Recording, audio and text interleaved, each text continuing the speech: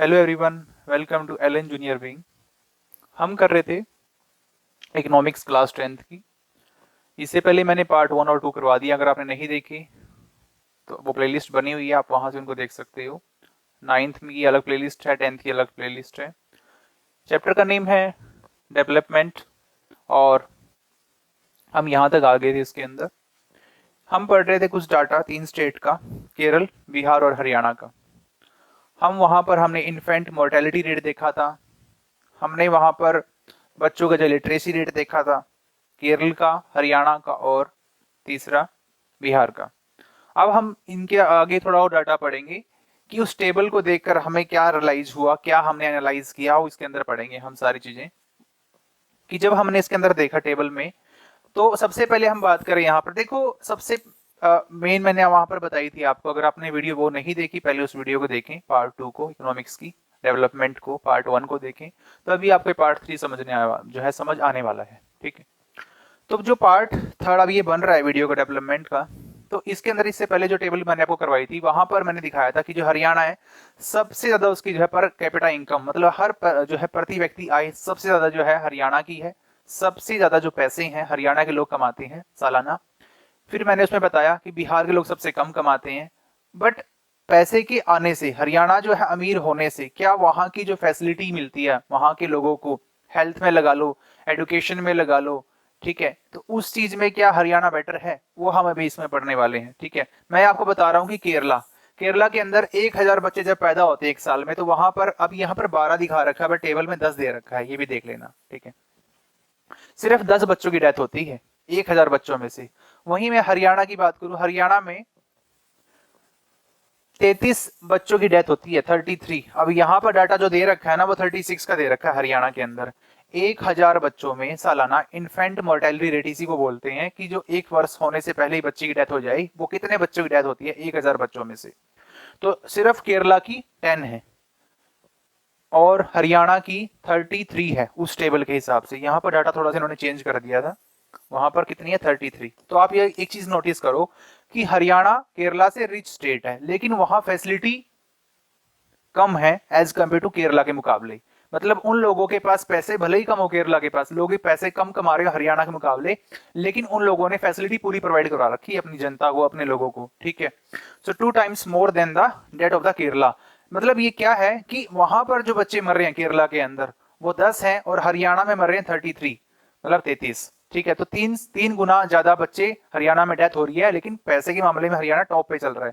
तो ये बड़ी अजीब सी विडंबना है। ठीक है, ऑन द अदर हैंड की बात करें अगर हम, पर कैपिटा जो इनकम हरियाणा की वो ज्यादा है 2 स्टेटों से, केरल से भी, ठीक है, और बिहार से तो बहुत ज्यादा है, क्योंकि बिहार के लोग तो सालाना 31,000 रुपए कमाते हैं, ऑलमोस्ट 31,000, कुछ भी नहीं है। ठीक है, योर पेरेंट्स थी, देखो अब जो बच्चे जिनके मर रहे हैं, क्या वो खुश होंगे? देखो सबसे पहली बात होती है, जब बच्चा घर में पैदा होता है ना, बड़ी खुशी होती है पेरेंट्स को। मेन चीज तो सबसे पहले ही होता है, चाहे वो किसी गरीब के घर में पैदा हो, चाहे अमीर के घर में पैदा हो, खुशी सभी के घर में ही होती है बच्चे के पैदा होने से। लेकिन जब आपका बच्चा 1 साल पूरा होने से पहले उसकी डेथ हो जाती है, तो कैसा फील होता है? बहुत बैड फील होता है ना।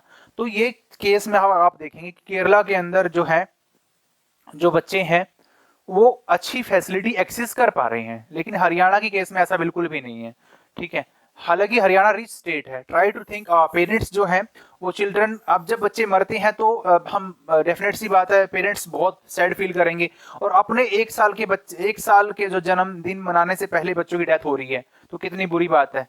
ठीक है, तो यही पेनफुल बात बताई जा रही है यहाँ पर कि जो पेरेंट्स हैं वो next note this years which this data जो है परटेन्स 2016 का जो डाटा उसमें दिखा रखा है। So we are not talking for all times. देखो हम आज ना 21वीं सदी में हैं हम लोग, ठीक है, 21st सेंचुरी में हम लोग हैं। ठीक है, सो आजकल टेक्नोलॉजी कितनी डेवलप हो चुकी है, लेकिन आज भी हम अपने बच्चों को मूलभूत सुविधाएं नहीं दे पाए, उनको अच्छे एजुकेशन नहीं दे पाए, अच्छा उन लोगों को नर्चरिंग नहीं दे पाई, न्यूट्रिशनफुल फूड नहीं दे पाए। ठीक है, ये हमारी भी गलतियां हैं और मैक्सिमली हमारी सरकारों की गलतियां हैं इसके अंदर। ठीक है, 70 साल होने के बाद भी इंडिया जो है हमारा, जो जब हम सिटियों में जाते हैं ना, बड़ी बड़ी बिल्डिंग देखते हैं, गुरुग्राम में जाते हैं, मुंबई में जाते हैं, दिल्ली चेन्नई में देखते हैं, बड़ी बड़ी बिल्डिंग्स हैं। ठीक है, वहां पर बड़े बड़े मॉल हैं, सब सामानों से भरे हुए हैं, लेकिन फैसिलिटी के नाम पर जीरो है। ठीक है, ये चीजें इसमें बता रखी है। ठीक है, जो प्रॉब्लम्स है डज नॉट एंड, अब ये जो प्रॉब्लम है वो खत्म नहीं होने वाली इन्फेंट मोर्टेलिटी रेट की। सो जो लास्ट कॉलम हमने पढ़ा था टेबल 1.4 के अंदर, अराउंड जो है हाफ ऑफ द चिल्ड्रन जो है बिहार की हमने पढ़ी थी। अगर आपको बता दूं मैं, 14 से 15 साल के जो बच्चे हैं बिहार के अंदर, वो आधे से भी ज्यादा 43% अराउंड वहां पर डाटा दे रखा था कि जो बच्चे 43% लोग मतलब 50% से भी कम बच्चे जो है बिहार के अंदर स्कूल में जाते हैं 8th क्लास तक। अगर आप किसी बिहार के स्कूल में होते तो आपको कैसा फील होता है वहां पर क्लास में बैठकर कि आधे बच्चे तो आपकी क्लास में एब्सेंट ही हैं। जो एलिमेंट्री एजुकेशन चाहिए ना बच्चों को, वो तो बिहार में मिल ही नहीं रही बच्चों को। मतलब अगर आप उस क्लास में अवेलेबल होते तो वहां पर बच्चे अच्छी एजुकेशन जो है तो दूर की बात है, बच्चे पूरे आ ही नहीं रहे हैं क्लास के अंदर।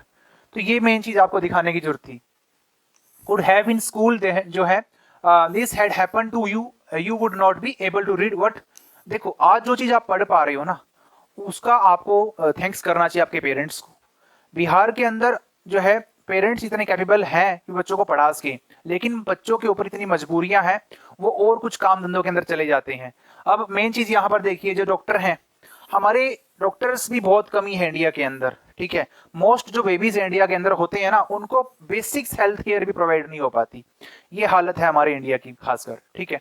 सो आगे हम बात करें यहाँ पर पब्लिक फैसिलिटीज, जो हमारी सरकारें हैं, क्या उन हमारी सरकारों ने क्या हमें पब्लिक फैसिलिटी प्रोवाइड करवा रखी है या कुछ कमी है उसके अंदर, उसके बारे में हम पढ़ेंगे। How is it that average जो पर्सन है हरियाणा का, उसकी इनकम ज्यादा है। जब हमने डाटा टेबल दिखाई ना मैंने आपको, हरियाणा का जो पर व्यक्ति आय है, प्रति व्यक्ति आय बहुत ज्यादा है, लेकिन फैसिलिटी के मामले केरल से कम है। वो स्टेट जो है हरियाणा, केरल के पास क्या है behind in this crucial areas. अभी हमें एक चीज पता लग गई है, पैसे से आप लोग, पैसे से भले ही आप अमीर हो जाओ, लेकिन उससे आप, ये लाइन बहुत बढ़िया है, money is your pocket can not buy all the goods and services that you may not need to live well. मतलब ऐसी कोई चीजें जो आप पैसे से खरीद पा रहे हो, लेकिन उसके अंदर आप फैसिलिटी नहीं प्रोवाइड करा अपने स्टेट के अंदर। जैसे हरियाणा का एग्जाम्पल मैं आपको बताऊं, हरियाणा के अंदर क्या हो रहा है, हर व्यक्ति अच्छी खासे पैसे कमा रहा है, लेकिन अपने बच्चों को अच्छी फैसिलिटी प्रोवाइड नहीं करा पा रहा। इन केस एंड प्रोसेस में केरल के अंदर क्या हो रहा है, यहाँ पर केरल में भले ही वहां के लोग कम पैसे कमा रहे हो, लेकिन वो बच्चों को मूलभूत सुविधाएं जो है प्रदान कर पा रहे हैं, दे पा रहे हैं। सो इनकम जो है it self is not a completely, अब जो इनकम होने से इसका मतलब ये नहीं हो जाता कि वहां पर आपको सारी फैसिलिटियां मिल जाएगी स्टेट के अंदर, ऐसा बिल्कुल भी नहीं है, ठीक है। सर्विसेज की, ठीक है, सिटीजन जो है are able to use. So example की बात, normally your money can not buy, आपका जो पैसा है ना, बहुत सिंपल सी बात है इसके अंदर कि अगर आपके पास पैसा है, आप उस पैसे से फ्री जो है ना, जब आपके आसपास आपको पता है कि पोल्यूशन बहुत फैला हुआ है, अभी दिवाली आने वाली है, पोल्यूशन कितना फैलने वाला है, क्या अमीर आदमी वो हवा खरीद सकता है जब उसके पास बहुत सारा पैसा है कि मुझे ना पोल्यूटेड फ्री एयर चाहिए, पोल्यूशन उसके अंदर होना ही नहीं चाहिए, वो एयर मेरी तरफ आने दो। तो ऐसा पॉसिबल ही नहीं है कि हर जगह पोल्यूशन फैला हो तो उसको वही हवा लेनी पड़ेगी। इन्वायरमेंट हम बना ही नहीं सकते पोल्यूशन फ्री वाला, ठीक है। यू गेट, अगर आप लोग कोई मेडिसिन खा रहे हो, आपको लगता है कोई बिना मिलावटी दवाई आपको मिल जाए और आप उसको कंज्यूम कर लो, ऐसा बिल्कुल भी नहीं है। मतलब पैसे से आप लोग पोल्यूशन फ्री इन्वायरमेंट नहीं ले सकते। दूसरा, अगर कोई मिलावटी दवा आपको मिल रही है, बेशक आप उसके ऊपर बढ़िया से टैग लगा दिया कंपनी ने, लेकिन फिर भी वो मिलावटी है, तब भी आप उस पैसे से, आपने भले ही बढ़िया पैसा लगा दिया दवाई को खरीदने में, लेकिन फिर भी आप व्यक्ति, कोई भी व्यक्ति जब खरीदता है तो वो मिलावटी होती है। ये कैसे पता करें हम उस चीज को? मतलब ये चीजें हो रही हैं, पैसे की वजह से भी आप लोग अच्छी चीजें एक्सेस नहीं कर सकते, ठीक है। आज का सिनेरियो ऐसा है। Shift to community that already has these things, money जो है may also not able to protect you from your infectious। अब देखो, हमें बात करें जब कोरोना आया था 2019 के अंदर, तो किसी को भी नहीं पता था कि कोरोना जो डिजीज इतना हार्मफुल होगा हमारी जो है वर्ल्ड के लिए, ठीक है। अब उसके अंदर जो डेथ हुई, काफी सारे लोगों की डेथ हुई, उसमें अमीर लोग भी डेथ में जो आए थे, गरीब लोगों की डेथ हुई। और एक चीज इसमें सबसे मेन थी, कोई किसी का भी पैसा, किसी की भी जान नहीं बचा पाया। अगर किसी को वो डिजीज हो गया, अगर उसकी कंडीशन बहुत क्रिटिकल है, तो वो नहीं बच पाया, चाहे उसके पास कितना सारा पैसा हो। हमने कोरोना के केस में पढ़ा था, ठीक है। तो यही कंडीशन हो रही है यहाँ पर कि आपके पास भले ही बहुत सारा पैसा हो, अगर कोई बीमारी आपके ऊपर अटैक करती है तो आपको सावधानियां बरतनी पड़ेंगी, चाहे आपके पास कितना सारा पैसा हो, लेकिन आपको प्रॉपर, आपके पास इम्यूनिटी होनी चाहिए उसको सहन करने की। सड़कों पर बच्चे पल जाते हैं, ठीक है, लेकिन आपके अपने बच्चे घर में बैठे बैठे बीमार हो जाते हैं। तो इम्यूनिटी का बहुत बड़ा गेम होता है इसके अंदर, कि कुछ लोगों की इम्यूनिटी बहुत बढ़िया होती है, कुछ की इम्यूनिटी बहुत अच्छी नहीं होती, दैट्स व्हाई वो बीमार हो जाते हैं, ठीक है। इतना मैं आपको समझा पाया हूं, ठीक है।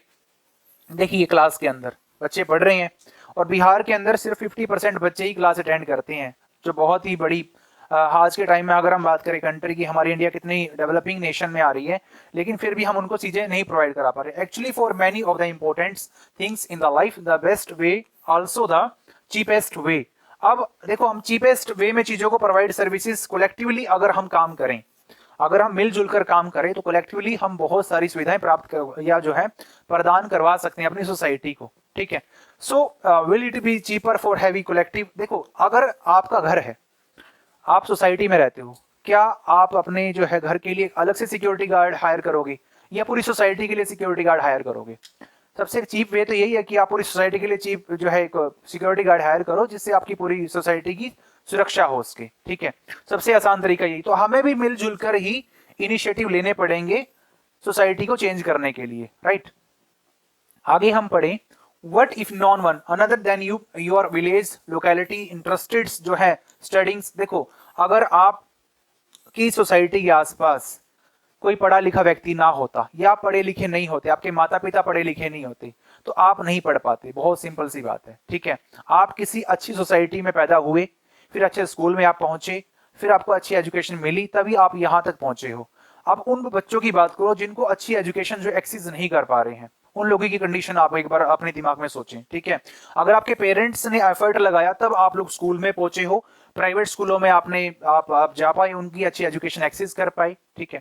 सो यहां तक ये बातें कहने की कोशिश की गई है इसके अंदर। सो यू हैव और actually able to study because many others childrens also want to study. देखो बहुत सारे बच्चे हैं इंडिया के अंदर जो पढ़ना चाहते हैं, लेकिन उनके पास कुछ बेसिक मूलभूत सुविधाएं नहीं है जिससे वो अपने स्टडी को आगे कंटिन्यू कर पाए। बिलीव दैट द गवर्नमेंट जो है शुड ओपन स्कूल्स। अब देखो गवर्नमेंट को जो है ना एक्सेस करना पड़ेगी चीजें, उनको एक्शंस लेने पड़ेंगे गवर्नमेंट स्कूलों को अच्छा इंप्रूव करने के लिए, जो वो कर नहीं रहे हैं अच्छे से, ठीक है।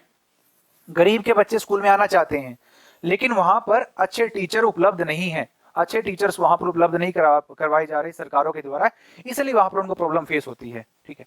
So even now in the many areas हम बात करें, जो चिल्ड्रंस हैं पर्टिकुलरली गर्ल्स होगी, वो आज भी देखो इंडिया के अंदर आज हम 21st सेंचुरी में जी रहे हैं, आज इंसान चांद पे पहुंच गया है, लेकिन आज भी कुछ ऐसी सोसाइटी है हमारे इंडिया के अंदर जो अपनी लड़कियों को खासकर एजुकेशन प्रोवाइड नहीं करवा पा रही हैं, ठीक है। सो आज भी लड़कियां, बहुत कम रेशियो है लड़कियों का स्कूलों में जाने का एज कम्पेयर टू बॉयज के मुकाबले। सो एडवोकेट जो है उनको फैसिलिटीज नहीं मिल पा रही हैं, बट एफर्ट तो सरकारें लगा रही हैं, ऐसी बात नहीं है, लेकिन हमें ये चीजें करनी पड़ेंगी, ठीक है। मैं बात कर रहा था केरला की। केरला के जो लोग हैं हरियाणा के मुकाबले बहुत कम पैसे कमाते हैं सालाना, लेकिन उन लोगों ने बहुत ही बढ़िया फैसिलिटी प्रोवाइड करा रखी है अपने बच्चों के लिए, क्योंकि केरला का पूरे इंडिया में मोस्ट लिटरेट स्टेट है, वो सबसे ज्यादा पढ़ी लिखी जो स्टेट है वो इंडिया का वो केरला ही है, और बिहार सबसे मोस्ट इलिटरेटेड स्टेट है, सबसे अनपढ़ स्टेट। तो केरला के अंदर क्या चीज है कि वहां का जो इन्फेंट मोर्टेलिटी रेट कम क्यों है, वहां पर सालाना सिर्फ 10 बच्चों की डेथ होती है जो 1000 बच्चों में से सालाना। तो ऐसा क्यों है, क्या है उसके अंदर केरला के अंदर? बिकॉज एडुकेट उन लोगों ने क्या प्रोवाइड करा रखी है, हेल्थ सिस्टम बहुत बढ़िया है उनका, एडुकेशन बहुत बढ़िया दे रहे हैं वो बच्चों को फैसिलिटीज, ठीक है।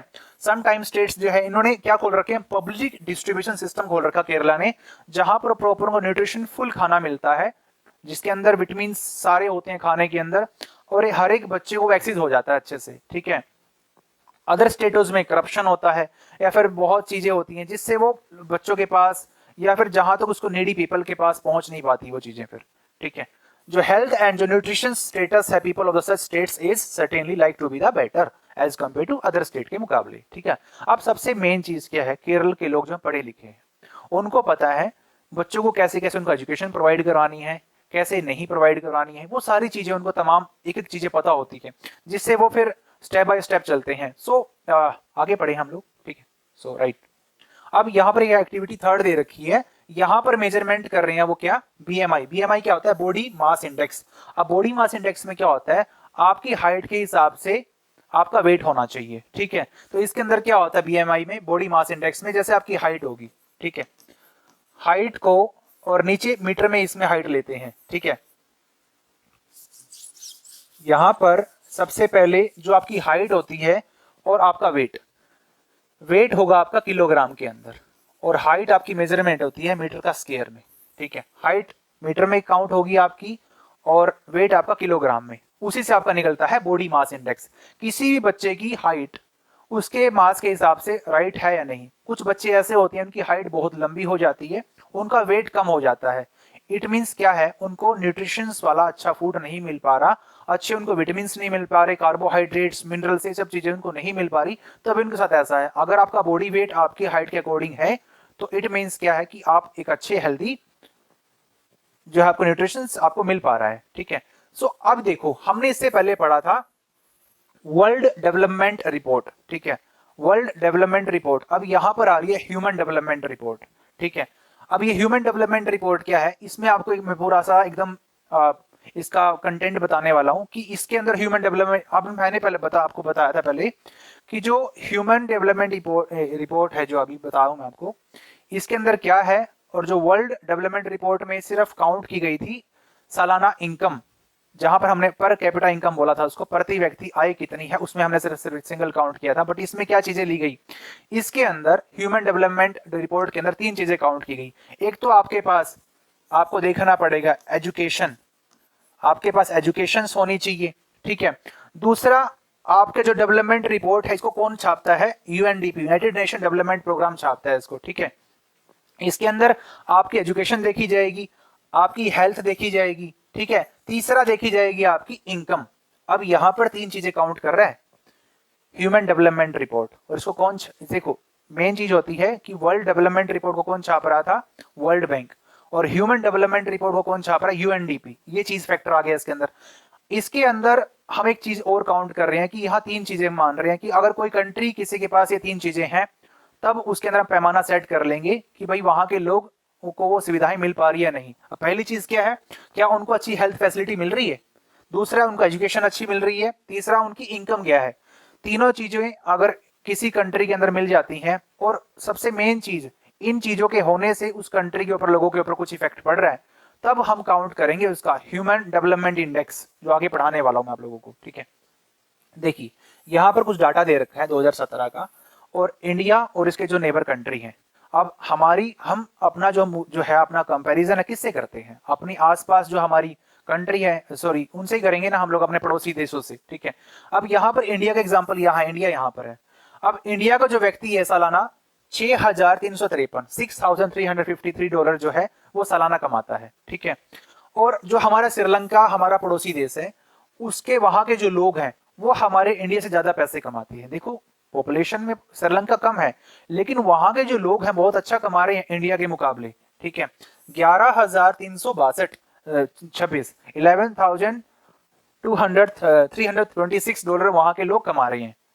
तो वहां की जो अर्निंग है लोगों की बहुत ज्यादा है इंडिया के मुकाबले। दूसरी बात मैं आपको बताऊं, वहां के जो लोगों का लाइफ एक्सपेक्टेंसी एट बर्थ, कितने वो लोग जो है उनका जीवन यापन है। इट मींस क्या है, कोई अगर बच्चा वहां पर जन्म लेता है वो कितने साल तक जीवित रहता है, कितने वहां की जो उसकी एज होगी, तो वो भी श्रीलंका की बहुत बढ़िया है 75.5, और जो है इंडिया की तो वो भी कम है। मतलब हर चीज में श्रीलंका टॉप पे है। वहां अगर हम बात करें सालाना इनकम में, दूसरा हम बात करें बर्थ रेशियो में बढ़िया है वो, ठीक है। 25 की एज में वहां या उससे ऊपर के जो लोग हैं वो कितने वहां पर जो है स्कूलिंग उन्होंने की हुई है, उसमें भी श्रीलंका टॉप पे है। HDI ह्यूमन डेवलपमेंट जो इंडेक्स है उसमें इंडिया की रैंक है 130 ओनली, और श्रीलंका की है 76। मतलब कि हमारे पास, हम इतनी रिच कंट्री है, we are developing country, Sri Lanka भी डेवलपिंग कंट्री है, लेकिन हम अपने लोगों को अच्छी एजुकेशन, अच्छी उनको न्यूट्रिशन, अच्छा हमारा HDI रैंक नहीं है श्रीलंका के मुकाबले, ठीक है। और जो है लाइफ एक्सपेक्टेंसी रेशो बहुत कम है इंडिया का श्रीलंका के मुकाबले। दूसरी बात करूं अगर मैं आपको, देखो नेपाल और जो बांग्लादेश है उनका भी जो है लाइफ एक्सपेक्टेंसी और एट बर्थ वो भी हमारे से ज्यादा है। तो इससे एक चीज बहुत क्लियर हो रही है कि हम लोगों को हमारी जो चीजें हैं जो हमें चाहिए हमारे लोगों को वो नहीं मिल पा रही हैं, मूलभूत सुविधाएं, ठीक है। HDI का मतलब होता है ह्यूमन डेवलपमेंट इंडेक्स। इसके अंदर बात होती है कि ह्यूमन हमारा जो है जिस कंट्री में वो रहता है वो कितना डेवलप है। दूसरी बात, लाइफ एक्सपेक्टेंसी हमने पढ़ी कि वहां का जो व्यक्ति है कितने सालाना वो लोग या कितने साल तक उनकी लाइफ है लोगों की। इंडिया में सिर्फ 68 ईयर तक ही एवरेज जो है लाइफ एक्सपेक्टेंसी है, कितने साल तक लोग रहते हैं जिंदा, ठीक है। बट 70 प्लस है श्रीलंका, नेपाल और बांग्लादेश का, तो ठीक है। पर कैपिटा इनकम अगर हम निकालें, देखो डॉलर को हम ना पर कैपिटा इनकम में लेते हैं। डॉलर को क्यों लेते हैं? क्योंकि डॉलर चाहे श्रीलंका में यूज करो चाहे पाकिस्तान में यूज करो, डॉलर का रेट कहीं भी डाउन नहीं होता। अगर आप श्रीलंका में कोई डॉलर से सामान खरीद रहे हो तो वहां पर भी उतना ही सामान खरीद सकते हो जितना आप इंडिया में और पाकिस्तान में खरीद सकते हो डॉलर से। डॉलर को इसलिए हम लोग ना एक बेसिक लेते हैं करेंसी के रूप में, ठीक है। सरप्राइजिंगली हम इस चीज को देखें, कंट्री जो है नेबरहुड में हमारी श्रीलंका जो है, ठीक है, वो इंडिया से हर चीज में रिस्पेक्ट के मुकाबले बहुत छोटी है, लेकिन इंडिया उससे बड़ी कंट्री है, लेकिन लो रैंक है इंडिया की। वाई? बिकॉज यहाँ पर क्या हो रहा है, नेपाल और जो बांग्लादेश का भी एग्जांपल बताऊं ना मैं आपको, हालांकि वहां की पर कैपिटा इनकम नेपाल और बांग्लादेश की हमसे कम है, लेकिन लाइफ एक्सपेक्टेंसी हमसे ज्यादा है। वहां के लोग हमारे इंडिया के मुकाबले जो लोग जीते रहते हैं उससे वो ज्यादा लोग जीते हैं लाइफ को, ठीक है। तो ये चीज आपको देखने लायक है इसके इंडिया के अंदर। आगे हम बात करें मैनी इंप्रूवमेंट जो have been suggested in calculated HDI. अब ह्यूमन डेवलपमेंट इंडेक्स ये भी बताता है कि आप हर एक कंट्री को ये दिखाता है कि आप कितने पानी में हो, ठीक है। So many new components have been added to the human development index. देखो अब इसके अंदर बहुत सारी चीजें ऐड की गई हैं, तभी जो है ये चीजें यहां तक दिखाई जा रही हैं इसके अंदर, ठीक है। So it has made it very clear, अगर हम बात करें that what is the important in development. Development के अंदर क्या चीजें आती है, हैपनिंग इन सिटीजंस लाइक, जो कंट्री है वहां के जो लोग हैं सबसे मेन क्या चीज चाहिए उनको, हेल्थ चाहिए, ठीक है। दूसरा वो लोग उनको अच्छी एजुकेशन चाहिए, इंपॉर्टेंट है उन लोगों के लिए, ठीक है।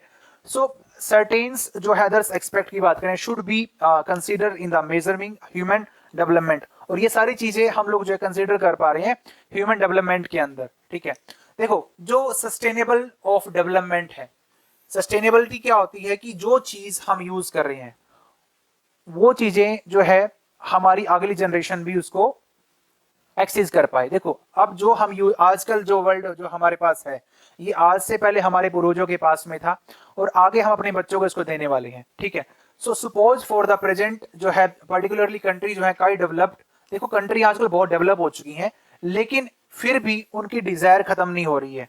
ऑब्वियस सी बात तो ये है कि हम जो है अब बहुत ज्यादा चीजों बहुत सारी चीजें ऐसी है जिसका हम बहुत ज्यादा इस्तेमाल कर रहे हैं। लाइक अगर हम बात करें यहाँ पर जैसे वाटर हो गया, for however since the second जो half of the 20th centuries number of जो साइंटिस्टों ने ये भी दिखा दिया है कि जो वार्निंग दे दी है हम लोगों को कि जिस तरीके से हम चीजों का इस्तेमाल कर रहे हैं आज के टाइम में उससे क्या होने वाला है, ठीक है। प्रेजेंट टाइम में लेवल्स ऑफ जो डेवलपमेंट है आर नॉट सस्टेनेबल। जो भी चीजें हम आज एक्सेस कर पा रहे हैं, जिन भी चीजों का हम आज इस्तेमाल कर पा रहे हैं, अगर हम ऐसी इन चीजों का इस्तेमाल करते हैं जैसे वाटर का, इलेक्ट्रिसिटी का, या जो तमाम सारी एलपीजी हमारी जो हमारा पेट्रोल है, डीजल है, कोल है, कोयला है, ठीक है।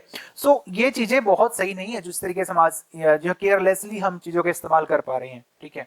सो ये रिपोर्ट आपको दिखाते, देखो देखो ग्राउंड वाटर इन इंडिया। अब ग्राउंड वाटर की कंडीशन क्या है इंडिया के अंदर, देखो अब पिछले 20 सालों से 300 डिस्ट्रिक्ट के अंदर क्या हुआ, 4 मीटर जो है पानी का जो स्तर है वो डाउन चला गया, ठीक है। मतलब 4 मीटर जो वाटर टेबल हमारे नीचे चली गई पिछले 20 सालों में, ठीक है। और ये बहुत कंसर्न की बात है। 1/3 जो हमारी कंट्री के अंदर जो लोग हैं वो ओवर यूज कर रहे हैं ग्राउंड वाटर का, और अगले 25 सालों के अंदर जो 60% जो लोग हैं वो क्या कर रहे हैं, सेम चीज कर रहे हैं हमारी रिसोर्सेज को यूज करने का, ठीक है। जब हम किस अपनी रिसोर्सेज को ओवर यूज करेंगे तो क्या होगा, वो चीज खत्म होनी स्टार्ट हो जाएगी, वाटर टेबल नीचे चला जाएगा, एक टाइम ऐसा आ जाएगा कि सूखा पड़ जाएगा हर जगह, ठीक है। पानी मिलेगा नहीं आपको। पहले पानी यहाँ होता था, ठीक है, यहाँ, फिर पानी यहाँ चला गया, अब पानी यहाँ पर पहुंच गया। तो ये देख लिया डिफरेंस, ठीक है, कि हम डे बाय डे अपनी क्वेंच को तो कंप्लीट कर पा रहे हैं, हम अपनी प्यास को तो बुझा पा रहे हैं, लेकिन हम उसको कंजर्वेशन के ऊपर उसका कोई काम नहीं कर पा रहे। सस्टेनेबल जो गोल दे रखे हैं हमें वो हम उनको ध्यान नहीं दे पा रहे उनके ऊपर, ठीक है, जो हमें ध्यान देना पड़ेगा। सो ग्राउंड वाटर जो है एग्जाम्पल है रिन्यूएबल का। देखो रिन्यूएबल की बात होती है जिसको हम दोबारा इसको यूज कर सकते हैं या फिर दोबारा वो चीज अपने आप को एक्सेस कर लेती है, बट ग्राउंड वाटर भी इसी केस में है। रिप्लेनिश्ड इसको हम दोबारा यूज जो है इसको दोबारा ये आ सकता है, ठीक है। प्लांट्स के लिए, क्रॉप्स के लिए हमें प्लांट जो है ये चाहिए वाटर अपना, ठीक है। सो अगर हम आगे बात करें यहाँ पर कि जो ग्राउंड वाटर है उसको अगर हम ओवर यूज करेंगे तो उसको मौका ही नहीं मिलेगा। ग्राउंड वाटर को क्या नहीं मौका मिलेगा, ग्राउंड वाटर को दोबारा वाटर टेबल मेंटेन करने के लिए अगर ओवर यूज करते रहे, अगर हम कुएं से पानी निकालते रहे उसमें को पानी आने ना दें उसको, या जितना पानी उसमें आ रहा है उससे ज्यादा हमारी खपत है, कंजप्शन है, तो उसमें क्या होगा कि हमारी जो है क्वेंच बुझ नहीं पाएगी, हमारी जो प्यास है बुझ नहीं पाएगी, जिससे है फिर वो चीज दोबारा फिर आने में उसको टाइम लगेगा, ठीक है। और ये सारा काम किसकी वजह से हो रहा है, ओवर यूजिंग दिस रिसोर्सेज, जब आप इसका बहुत ज्यादा उसका इस्तेमाल कर पा रहे हैं, ठीक है। जो नॉन रिन्यूएबल आपको बताऊं, जो दोबारा इस्तेमाल नहीं हो सकती, एक बार उसका इस्तेमाल होता है उसके बाद उसको जो है एग्जॉस्ट हो जाती है, ठीक है, एग्जॉस्टेड होता है, एकदम पूरी तरह से खत्म हो जाना, ठीक है। So we have fixed stocks on earth which can not be replenished, ठीक है। हमारे पास आपको पता होना चाहिए कि हमारा जो अर्थ है इसके पास एक ना प्रॉपर स्टॉक है हर चीज का, एलपीजी हो गया, कोयला हो गया, पेट्रोल हो गया, डीजल हो गया, जो भी निकलता है इसका एक प्रॉपर स्टॉक है। एक टाइम में आकर ये सारी चीजें हमारी खत्म होने वाली हैं, ठीक है। सो डिस्कवर न्यू रिसोर्सेज, हमें न्यू रिसोर्सेज को डिस्कवर करना पड़ेगा। जो न्यू सोर्सेज हैं बात करें, this way added to the stock, so हमें नई रिसोर्सेज इसमें स्टॉक में ऐड करनी पड़ेंगी। तब कब होगा, तब क्या होगा, जब ये सब चीजें विल गेट एग्जॉस्टेड, जब ये चीजें सारी की सारी हमारी खत्म हो जाएंगी, तब हम क्या अल्टरनेट हमारे पास होगा, ठीक है। एग्जॉशंस ऑफ नेचुरल रिसोर्सेज, ये टेबल आपको दिखाई दे रही है यहाँ पर, ठीक है। जो मिडिल ईस्ट है, अब यहाँ पर क्रूड ऑयल रिजर्व्स है, कच्चा तेल, किन लोगों के पास कितना कच्चा तेल रिजर्व है वो मैं आपको बताने वाला हूँ यहाँ पर, ठीक है। अगर मिडिल ईस्ट की बात करें, जो हमारी गल्फ कंट्रीज हैं, ठीक है, सऊदी अरेबिया हो गया, इराक हो गया, कुवैत होगी, इधर ये कंट्री हैं सारी, यहाँ पर 2017 का डाटा दिखा रखा है कि यहाँ पर जो 808 बैरल में इनके पास थाउजेंड्स मिलियंस में पूरा जो डाटा दे रखा है कि ये जो 808 इनके पास स्टोरेज है बैरल्स में, किसका, रिसोर्सेज का, और वो कितने साल तक चलने वाला है, 70 ईयर तक, अगर ये यूज करें इसको। यूएसए के पास 50 का है बैरल्स में, मिलियंस बैरल में, और 10.5 साल चलने वाला है। और वर्ल्ड के पास अगर जो हमारे पास अभी रिजर्व है, जो हमारे पास रिसोर्सेज हैं, जो एक दिन एग्जॉस्ट हो जाएंगी, वो कितनी है हमारे पास टोटल अभी 1697, और जो चलने कितने वाली है, मतलब हमारे पूरे वर्ल्ड में जो भी हम एलपीजी यूज कर रहे हैं, पेट्रोल यूज कर रहे हैं, डीजल यूज कर रहे हैं, वो कितने साल तक चलने वाला है, 50.2 ईयर तक बस, ठीक है।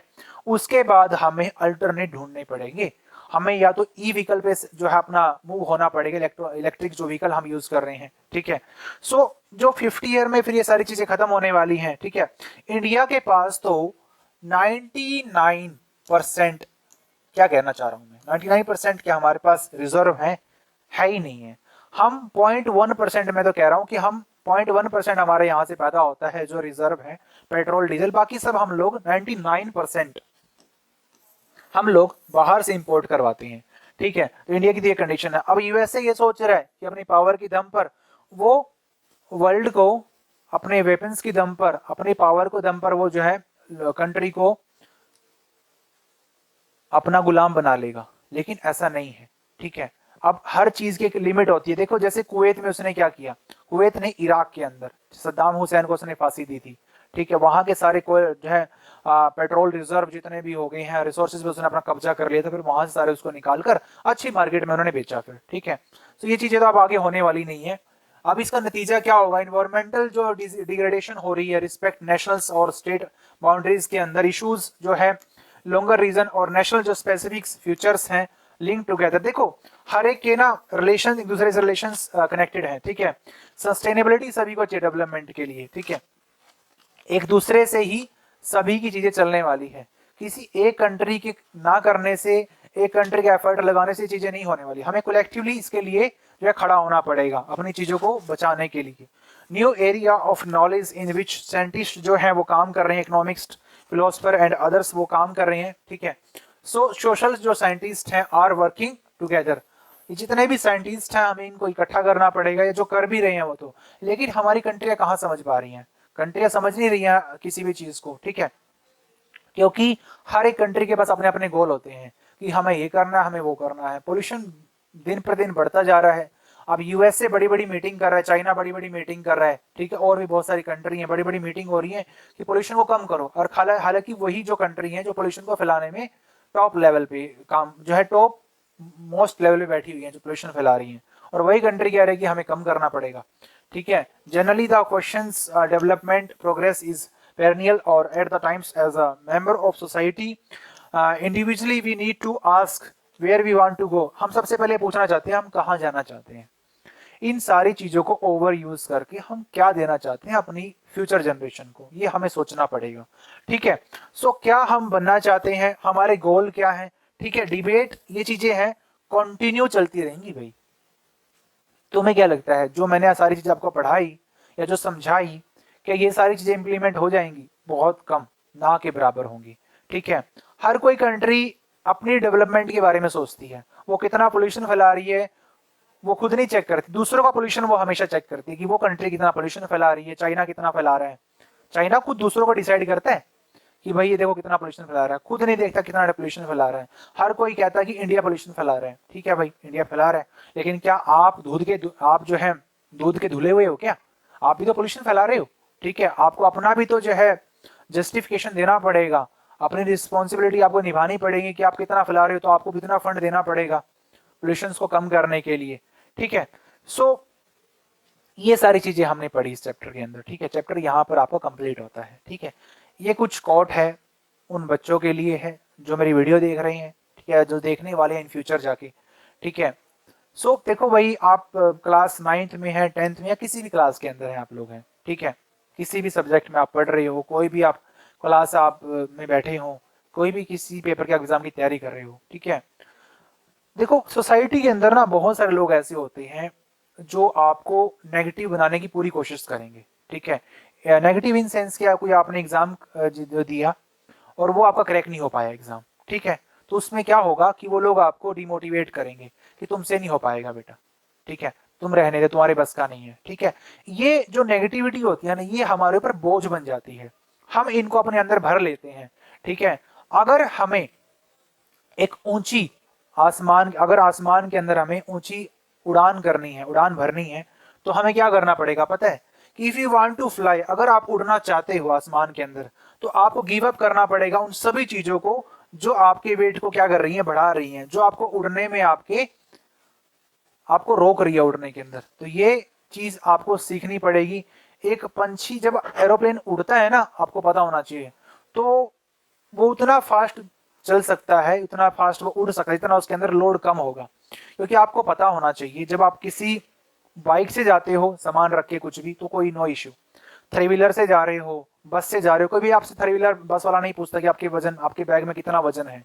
ठीक है, लेकिन जब आप एरोप्लेन में जाते हो, तो एरोप्लेन हमेशा आपको एक निर्धारित किलोग्राम में देता है कि आप ना अपने साथ ना इतना पर्टिकुलरली वजन कैरी कर सकते हो। जैसे 40 किलो शायद उसमें कैरी कर सकते हो आप लोग, एक आदमी। ठीक है, तो उड़ान के लिए अगर उसको अच्छी उड़ान भरनी है एरोप्लेन को, तो वजन कम करना पड़ेगा। उसी प्रकार अगर आपको उड़ान अच्छी भरनी है लाइफ के अंदर, ऊंची भरनी है, तो आपके अंदर जो नेगेटिविटी है, जो आसपास आप लोगों ने, उन लोगों ने आपको दी है, आपने उसके कोई भी हो सकता, आपके रिलेटिव, आपके पड़ोसी, आपके आसपास के लोग, उनकी नेगेटिविटी को आपको नीचे छोड़ना पड़ेगा अपनी उड़ान को ऊपर ऊंचाई तक जाने के लिए। ठीक है, यहाँ तक मैं आपको इस मैसेज को देना चाहता था, आपको कन्वे करना चाहता था। तो यहाँ तक आपका जो है ये लेक्चर खत्म होता है चैप्टर डेवलपमेंट इकोनॉमिक्स का।